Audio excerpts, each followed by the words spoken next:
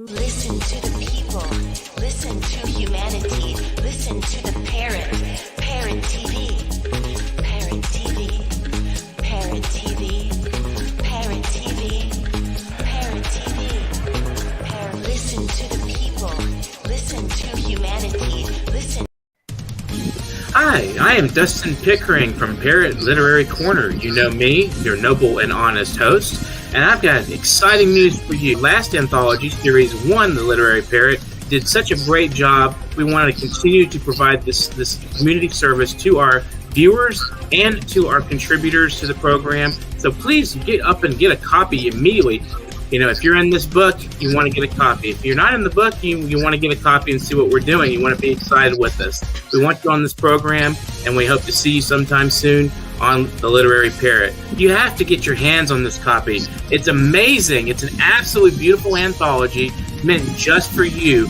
Our past guests have been invited back to contribute yet again to this Series 2. We do this quarterly anthology.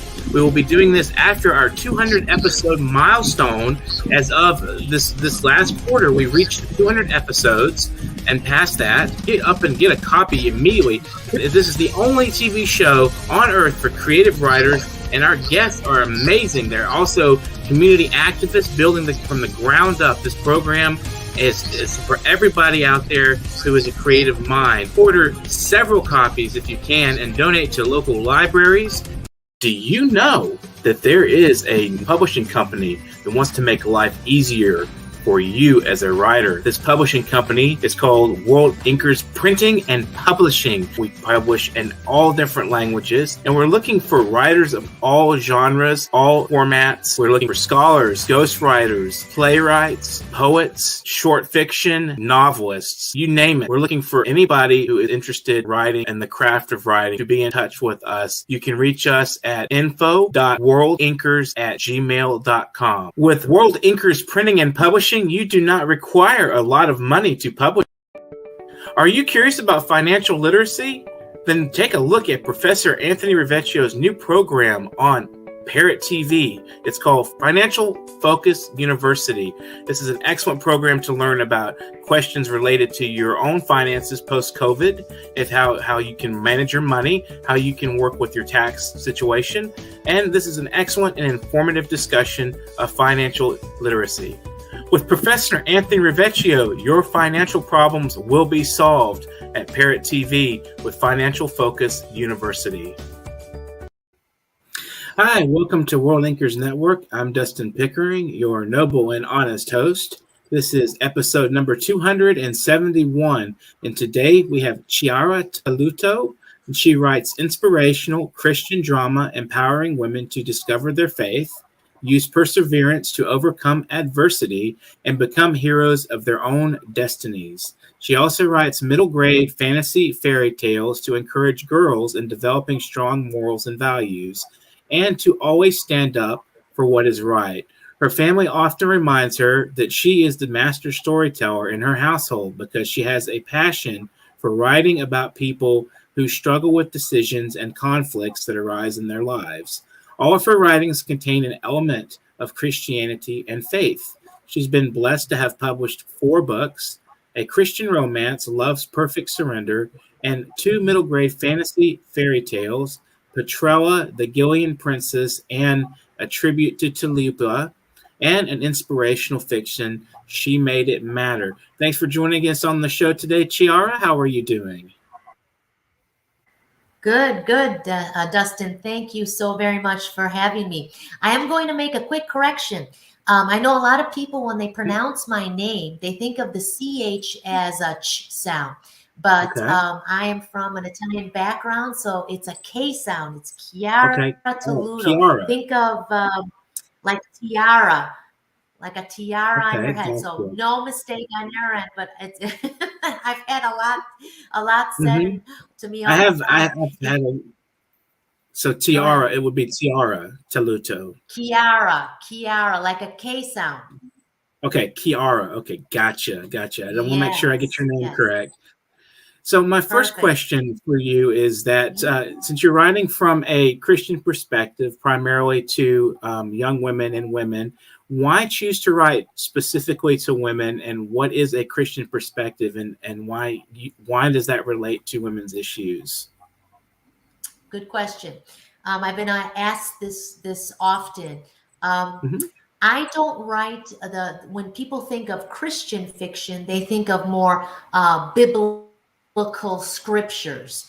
Hmm. But I tend to focus more on the inspirational side, where you have to deal with the morals and the values, and it's the journey of that character and how they use their faith in order to become triumphant in that So it's perspective.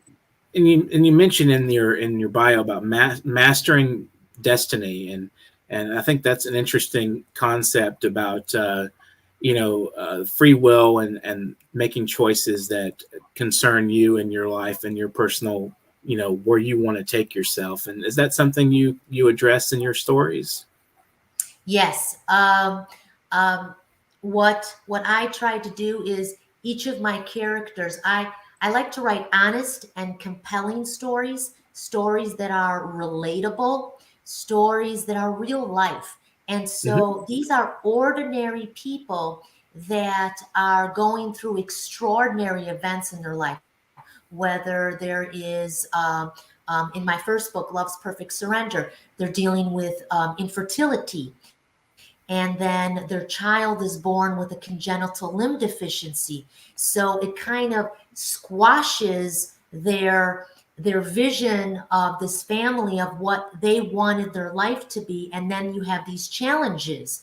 Um, Hmm. in She Made It Matter, my main character, Amanda, um, she was abandoned by her mom when she was in her teens, and then she lost her brother to leukemia when she was in her 20s, and so she picked up alcohol and started drinking. So her journey is to try to regain that sobriety and find her self-worth. And then my other story, A Tribute to Talipia, that is a parable on bullying. And so you have a tulip in the middle of a forest, and that tulip is being picked on. And how is that tulip going to rise to the occasion and stand up for what they believe in?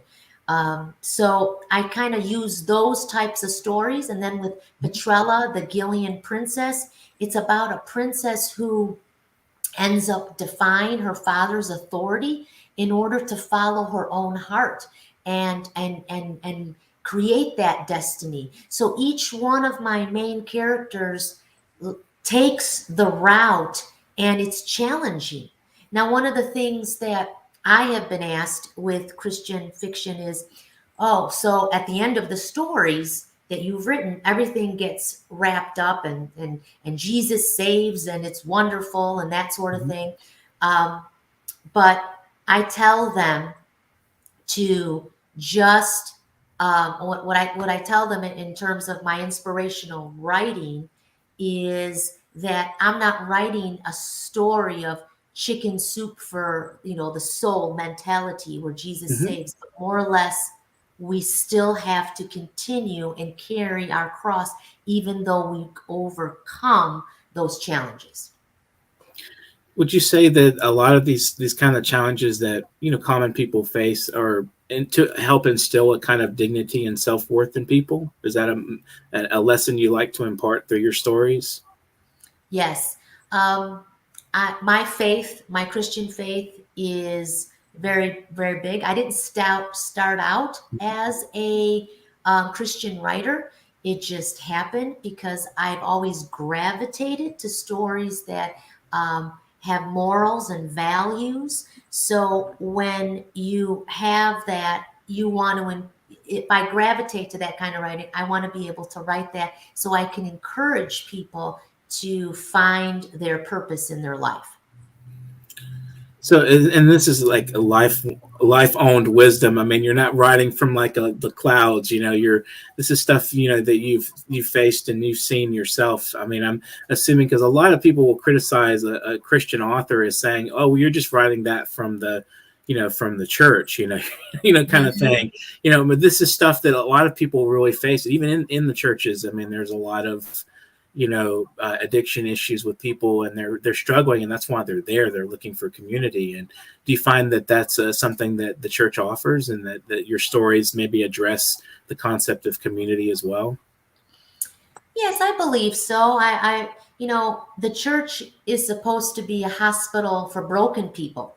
Mm-hmm. And so that would be the expectation, is where can I go to get the help that I need if I'm going through a divorce, or if I'm having issues with my children, or if I'm battling various addictions and things of that sort. You want to have that community. So my stories, both for grown-ups and for middle grade aged children, is to provide another outlet so that they can read about these stories and say, I've been feeling about the same thing, or I've gone through that, and maybe I can get more courage, and maybe I can go and get help. Suicide rates are really high among teens, and drug addiction and things like that. So someone doesn't want to pick up a phone, but maybe they can read a story that talks about being bullied into that drug addiction, or feeling that less self-worth. It's an excellent approach, I think, and it's a very positive moral. How long do you think it takes on average for you to write one of these books? Well, I'll tell you, my first book, Love's Perfect Surrender, took 9 years. Oh, wow. But I had 2 children in between. Mm-hmm. And Petrella the Gillian Princess and A Tribute to Talipia took about a year, 2 years, and both of them have been inspired by my children and the things that they have gone through. Mm-hmm. And then She Made It Matter took about another 9-10 years in between. So I'm not in the hurry, Dustin, to get those books out. I'm not a best-selling author. I'm just a nobody trying to encourage people to find their purpose through stories, and that's my communication means. So it's not something that I have to meet on a deadline.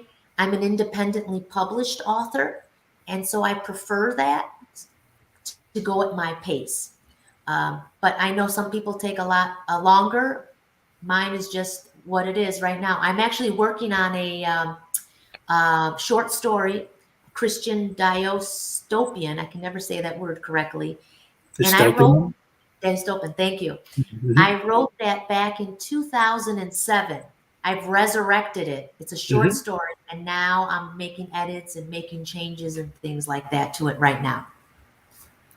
That sounds interesting. Why did you choose a fairy tale structure? Is there a type of lesson that you think fairy tales impart, or an insight that they can offer?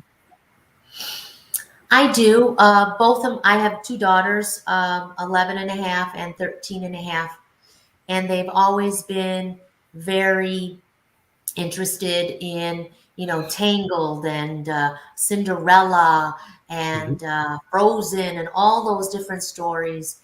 And so I was inspired to communicate so that they would see the story as almost a fairy tale, but having the moral and the values underneath it. I've never dabbled in children's books. It was something very new for me, but I found it exciting because it wasn't something I was used to writing about.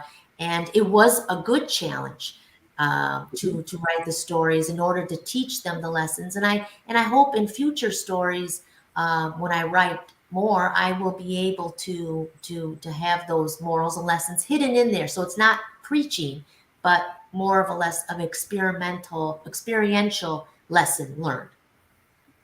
So, have you had any readers' comments back from your work, and what kind of comments do you get?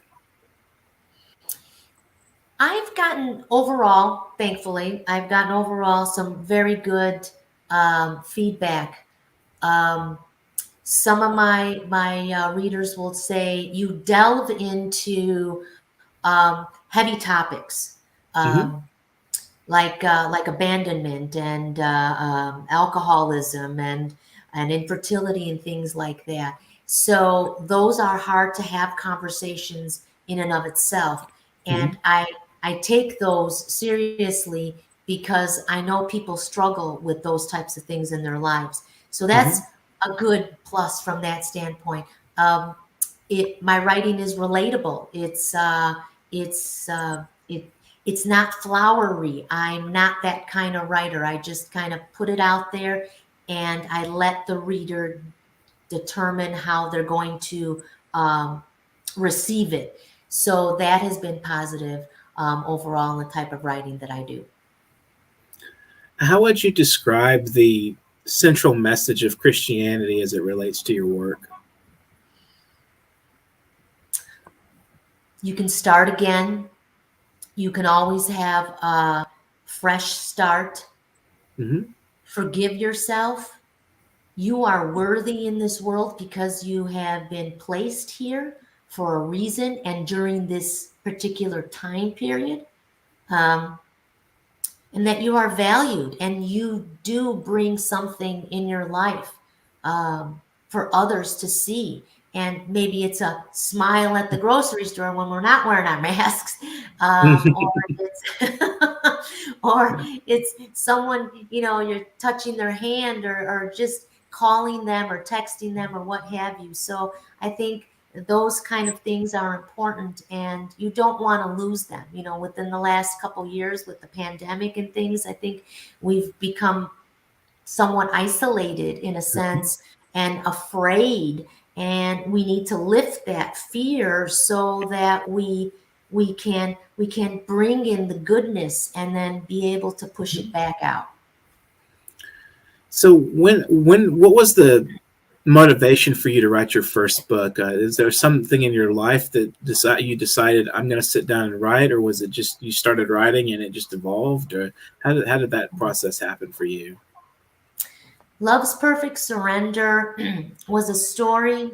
I had a dream about a little girl, and for some reason, she was missing part of her limb. And I didn't know what her purpose was.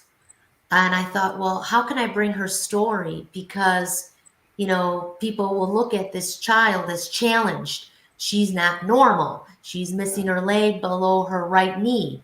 And so I kept thinking about her and thinking about her and thinking about her. And then I thought about a couple who, when you get married, you have all of these dreams and aspirations. We're going to have the beautiful house and the white picket fence and 10 kids and, have $1 million jobs and so on and so forth. So what I did is I married those two ideas together, and it kind of makes someone think about um, surrendering your expectations, because when you surrender your expectations, you let love in. And that is the main idea and the main theme of that particular story. That's fascinating. We're going to take a brief break, but we'll be back with you if you would like to read us a couple of excerpts from your books. So we'll look forward to that. Enjoy this Okay. little song for a minute here. All right. Perfect.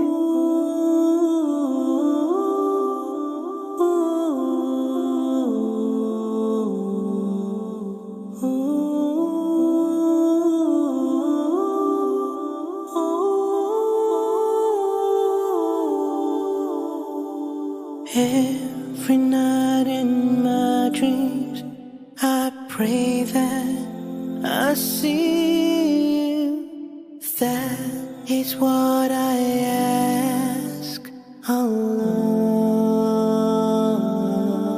alone. Far across the distance and spaces between us, I want to see your face.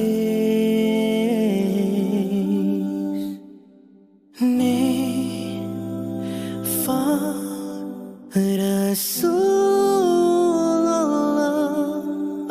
can't wait to be with you and hold you and be beloved.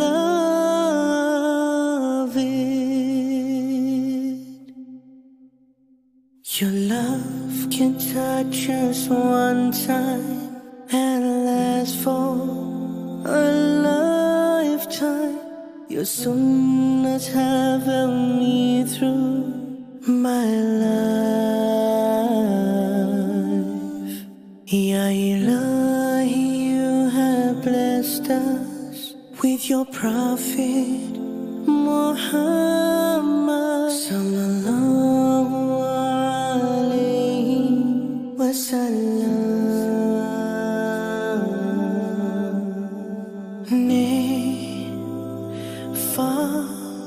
Rasulullah, I can't wait to be with you and hold you and be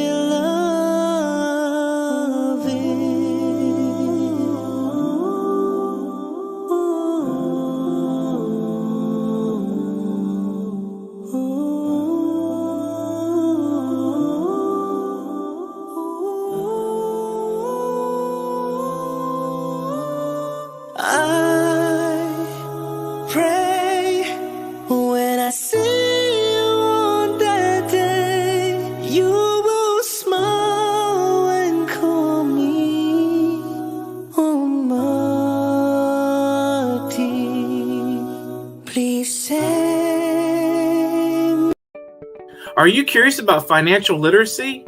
Then take a look at Professor Anthony Rivecchio's new program on Parrot TV. It's called Financial Focus University. This is an excellent program to learn about questions related to your own finances post-COVID, and how you can manage your money, how you can work with your tax situation. And this is an excellent and informative discussion of financial literacy. With Professor Anthony Rivecchio, your financial problems will be solved at Parrot TV with Financial Focus University. Welcome back to World Anchors Network. We have Chiara Talluto with us today, and she's going to read a little bit of a sample of her work so we can get an interesting taste of her literature. So please go ahead. All right, great. I'm going to read from my book, She Made It Matter. And this is the dramatic story about one woman's fight to regain sobriety, find salvation, and earn forgiveness after she was abandoned by her mom, and then had her brother pass away when she was in her 20s. It's about her vanquishing the past in order to start again. And this particular story, it's kind of like a mix between It's a Wonderful Life, Planes, Trains, and Automobiles, and John Krakar's Into the Wild. It's about forgiving the brokenness in one's life in order to begin anew. And so in this particular chapter 28, I'm going to take out my glasses here. It's about the pastor who's had some issues that he did not disclose to the main character. I know what I told you. It was a lie. I'm sorry. As a pastor, I am expected to be a righteous man. Jesus was, after all. His shoes are hard to fill, but I know I must try every single day. I am more broken than a piece of splintered wood lying on the ground over yonder, and I was an asshole to her. It took years for my ex-wife to forgive me. She finally did. I am thankful for that. I wouldn't be where I am today, serving others, especially those kids, if it wasn't for her. Harvey paused, puffing out a ringlet of smoke. I'm happy she remarried and adopted 2 children from China years ago. She fulfilled her dream. But most importantly, Amanda, we all need forgiveness, each one of us. I'm sorry for not being honest with you. I often forget I'm human and have my share of failures, many that I hate to dredge up, if you know what I mean. And my favorite line is, I am more broken than a piece of splintered wood lying on the ground over yonder. And that to me conjures such an image of how each of us are not perfect, and we need something out there to help us. And for me and my stories, it's the faith and the journey of my characters, and for someone else it might be something else. And I hope that by reading my stories, people will go and look at the Bible and look at different scriptures and see that they have the value to be here. Excellent. Would you like to read another sample from another book? Sure. Let's see. This is a tribute to Talipia. Take my glasses off on this one too. Okay. So in this story here, it's about the bullying. It's about a parable on bullying, and Talipia has just helped a shrub from being eaten by a big bad wolf. And oh my goodness, excuse me one moment. My thing is on. Whoops. That didn't mean to happen. I'm so sorry. My alarm went off. Quite all right. Okay, live show, and here my alarm goes on. Okay, so then the rabbit comes in. The rabbit comes in, and he is standing up for her, and he says, I have a picture of the rabbit. I don't know if you could see him in there. He says, "You have all erred by treating Talipia harshly. She was willing to sacrifice her life so that you can have yours. She is to be respected and preserved." The greenery humbly bowed down to her in apology. "What's this?" she whispered. The rabbit stood on its back legs. "Talipia, you have always honored your mother and father through your actions. Thank you for demonstrating what bravery looks like. I'm also grateful for those that came forward to help you before it was too late." Talipia was shocked at what she heard and saw. Her courageous effort to save her neighbors was simply a selfish attempt at keeping something bigger protected. The hare concluded, "You are one big forest family. Act like it. Help each other out."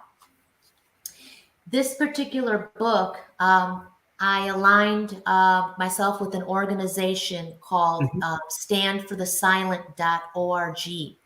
The founder, Kirk Smalley. Hi, Kirk, if you're watching. Great, wonderful man. He lost his 10-year-old son years ago to suicide. And he goes all over the country to schools talking about bullying. And so he has used my book in his school events and things. And for every book that is sold, I do provide a donation to standforthesilent.org. And I think it's very important in the day and age that we live to help kids know that they should not be bullied, and they have to stand up for themselves to fight the bullying that is occurring.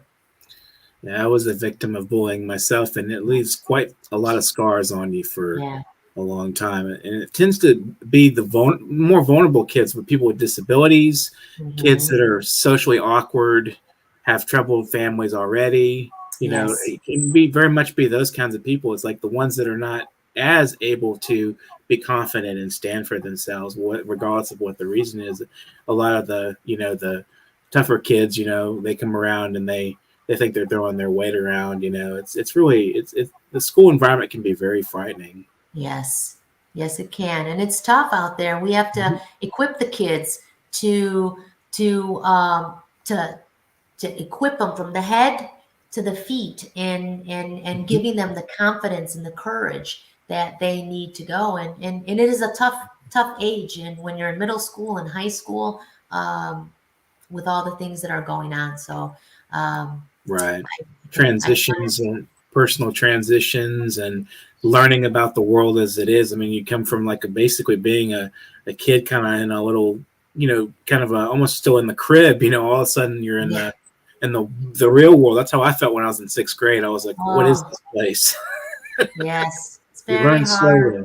It is.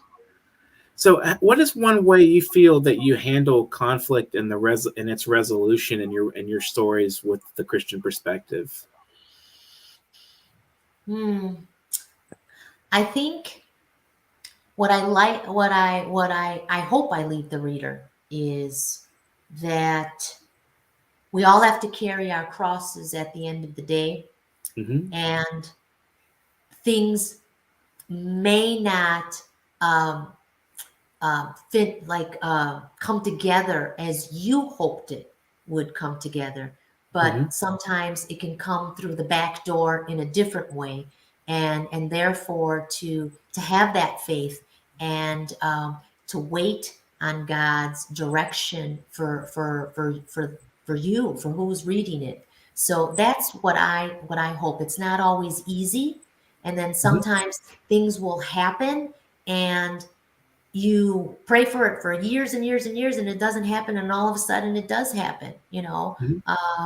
I will tell you real quickly, my husband and I were not supposed to have children, and we had tried adoption. We tried for 13 years. We did all the things that would happen, and I was blessed with two beautiful girls. Everything was normal, everything was wonderful, but our timing was not God's timing, and we had to surrender that, and we had to give it up and say, okay, if we're not going to do it, maybe we'll take vacation twice a year or something like that. But then God Mm-hmm. had other plans, and He changed it. But we're very Wow. blessed, and it doesn't always work that way. And I know a lot of people struggle with that stuff, but Mm-hmm. I always say, hang tight, just pray, and things will work out, or reach out to someone who can provide you that resource to get the help. What do you think are some practical lessons to be taken from the Bible? Wait. I think that's the biggest one, is Mm-hmm. wait. Um, there's one of my favorite scriptures is Psalm 27:14, and it is, wait on the Lord, be of good courage, and He will strengthen your heart. And I've had that always in my mind. And the second one is do not fear, faith over fear. And the other one is 2 Timothy 1:7, which says, God didn't give you a spirit of fear, but He gave you a spirit of love, um, and sound mind. And I can't remember the other word, but it's something like that. It's 2 Timothy 1:7. You can double check on that. So, but that one is a really good one that I'm learning now, to not fear, and to go out there and put it all out there in everything that you do, in your job, in your personal life, in your schooling. Go out there. What is the worst that can happen? Give it Mm-hmm. a try. So, how would you advise people to develop their own faith? What do you mean by develop their own faith? Like Like, strengthen it, like, I mean, it's something I think that it's part of the growth process. It's not like you're just inborn with a belief that everything is meant for you, and that kind of thing. I mean, how do you develop the patience and strength that we're discussing now, and from your experience? research. Okay. I did the Bible in 1 year, but it actually took me 2 years and 2 months. And so I read it from cover to cover, because I wanted to, growing up Catholic, I've always known the New Testament and the Mm-hmm. Gospels, but I wanted to know the beginning on Mm-hmm. how it was all reflected through there. And so I always tell my children is, if you want to know something, don't just take one particular, resource. Always look at all the various resources and investigate them, and think critically for yourself, and not just go on Google, because Google doesn't have all the answers. So Mm-hmm. I Right. would definitely say that I took that step, and it was risky, because all I knew was one side of the book, and I was apprehensive about going to the other side. And then when I kind of put it all together, it's given me a bigger perspective on how I live my life right now. And I'm learning patience, and I'm learning to wait. And I think that's helping me overall in my life. Wonderful. So what final message would you leave with the viewers today? Whether it's about writing, courage and continuing your craft or anything of that nature, what would you say to the viewers? I would say take that chance in life. Mm-hmm. Do the best that you can. And sometimes you're going to have to stand by yourself. But once you surrender those things that are pulling you down and keeping you from doing something, you'll see that the little progress steps in order to make your life right again and make it matter. And that's what I would say. Wonderful. Do you have any thank yous or shout outs to supporters, friends, family, anyone that you'd like to say hello and thank you to? Yes, I definitely like to say hello to my editor, Dennis DeRose. He was on your show on episode 255. So hi, Dennis. Thank you. He edited the last 3 of my books, Tribute to Talipia, Petrella the Gillian Princess, and She Made It Matter. So I want to say thank you because he encouraged me to come on the show. And I want to encourage all of the audience out there to read and open up your minds to a lot of different things. And if you have the faith of inside you, and whatever faith it may be, I would say keep researching it, and all the best. So God bless. Well, thank you so much, Chiara. It's been really pleasant talking with you, and I wish you the best of success in the future. Just keep writing your works, and I think that you're fighting a lot of good battles for people that need to be that their voices need to be heard. So it's in regard to the bullying and things of that nature. So it's wonderful that we have people that are trying to get the dark forces at bay a little bit out there. It's a very difficult world right now. So thank you so much for joining us on the program today. Terrific. Thank you very much, Dustin. I appreciate it. Thanks for joining us today, guys, for the program. And if you have not subscribed to our YouTube, like, share, and comment, please do. We'd love to hear from you. And if you would like to donate to our program, the donation is at paypal.me/nyparrot. And if you're a writer and you want to be on the program as a guest, we'd love to hear from you. You can email me at literarycorner@newyorkparrot.com. Send a bio in the form of a paragraph and a headshot with a couple of samples of your writing. And we're looking for all kinds of writers. We're looking for poets, and we're looking for biographers and scholars, short stories, short fiction, anything, any creative mind. I mean, if you're writing screenplays, if you're an actor or an academic and you want to discuss your ideas, we'd love to hear from you. Again, you can reach me at the Literary Corner at newyorkparrot.com. And again, subscribe. Please subscribe to our channel and support us at paypal.me/nyparrot. We definitely want to keep this program alive and well and free to our viewers and free to our guests. So please donate in any amount you would feel comfortable with. We'd love to also hear from you as far as suggestions or any kind of commentary you have on the program.